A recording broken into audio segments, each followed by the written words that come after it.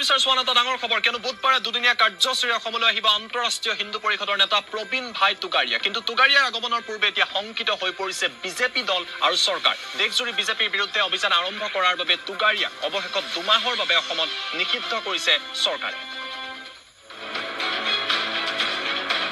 অসমলৈ প্ৰবীণ ভাই তুগাৰীয়া দুদিনীয়া কাৰ্যসূচীৰে গুৱাহাটীলৈ তুগাৰীয়া তুগাৰীয়াৰ আগমনক লৈ শংকিত প্ৰশাসন অসমত নিষিদ্ধ কৰিছে তুগাৰীয়াৰ সভা প্ৰবীণ তুগাৰীয়াৰ অনুষ্ঠানত বাধা প্ৰদানক লৈ প্ৰতিক্ৰিয়া কালৰ নয়নৰ মণি প্ৰবীণ ভাই তুগাৰীয়া বিজেপিৰ বাবে হৈ পৰিছে এতিয়া চকুৰ কুটাৰ দাঁতৰ হাল আৰু যি বিজেপিৰ বাবে দিনে নিশাই কাম কৰিছিল প্ৰবীণ ভাই তুগাৰীয়া সেই প্ৰবীণ ভাই তুগাৰীয়াক আজি বিজেপিৰ চৰকাৰে অসমত লগাইছে নো এন্ট্ৰি হয় এটা সময়ত তৰুণ গগৈ নেতৃত্বাধীন চৰকাৰে বিশ্ব হিন্দু পৰিষদৰ প্ৰাক্তন আন্তঃৰাষ্ট্ৰীয় সভাপতি প্ৰবীণ ভাই তুগাৰীয়াৰ নিষিদ্ধ কৰিছিল আৰু এতিয়া বিজেপি নেতৃত্বাধীন সৰ্বানন্দ সোণোৱাল চৰকাৰে প্ৰবীণ ভাই তুগাৰীয়াৰ অসম ভ্ৰমণত বাধা দিয়াৰ অভিযোগ উত্থাপিত হৈছে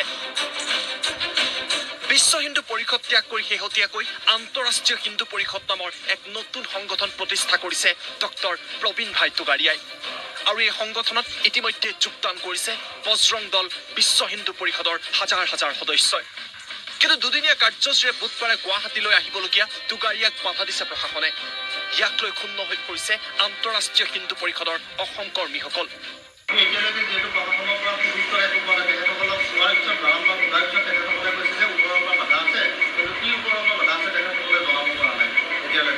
আমি ভাবিছোঁ যে এটা সময়ত কংগ্ৰেছ চৰকাৰ থাকোঁতেও প্ৰবীণ ভাই তুগাৰীয়াক অসমত অহাত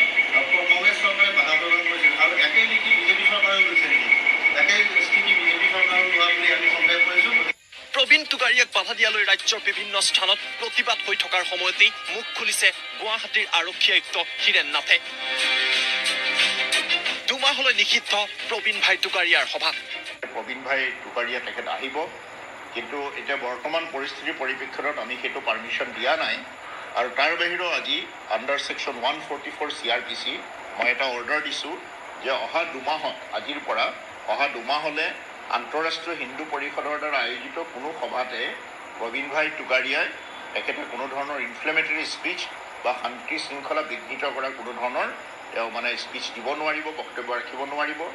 প্ৰেছৰ আগতো তেওঁ এনেকুৱা কোনো সাম্প্ৰদায়িক সম্প্ৰীতি বিনষ্ট কৰিব পৰা বা তেনেকুৱা সমাজত উত্তেজনাৰ সৃষ্টি কৰা বা বিয়পোৱা তেনেধৰণৰ কোনো কথা ক'ব নোৱাৰিব উল্লেখযোগ্য যে নিৰ্বাচনৰ পূৰ্বে দেশজুৰি বিজেপিৰ সপক্ষে সমদল কৰিছিল প্ৰবীণ ভাই তুগাৰীয়াই আৰু সেইগৰাকী কট্টৰ হিন্দুত্ববাদী নেতাই এতিয়া দেশত বিজেপিৰ বিৰুদ্ধে অভিযান আৰম্ভ কৰাত শংকিত হৈ পৰিছে নেকি বিজেপি দল আৰু চৰকাৰ এই প্ৰশ্ন কৰিছে তুগাৰীয়াৰ অনুগামীসকলে এটা সময়ত আমাৰ যি হিন্দুত্ববাদী শ্লোগান লৈ বিজেপি চৰকাৰ আহিছিলে সেইটো সময়ত আমাৰ প্ৰবীণ ভাই তুগাৰীয়াদেৱ বিশ্ব হিন্দু পৰিষদৰ যি প্ৰাক্তন এতিয়া প্ৰতিষ্ঠাপক বা সভাপতি তেখেতেও সেইটো বিষয়ত সম্পূৰ্ণ ছাপোৰ্ট কৰিছিলে কিন্তু বিজেপি চৰকাৰে হিন্দু সমাজৰ যি আৱেগ অনুভূতিক গুৰুত্ব নিদি যি ধৰণৰ কাম কাজ কৰি গৈছে তাৰ বিৰোধিতা সদায় প্ৰবীণ ভাই তুগাৰীয়াদেৱে কৰি আহিছিলে আৰু তাৰ বিনিময়তে ফলশ্ৰুতিতে তেখেতক আনকি বিশ্ব হিন্দু পৰিষদৰ পৰাও ওলাই যাবৰ কাৰণে বাধ্য কৰোৱা হ'ল Bureau Report, Assam Talks. The Big Talks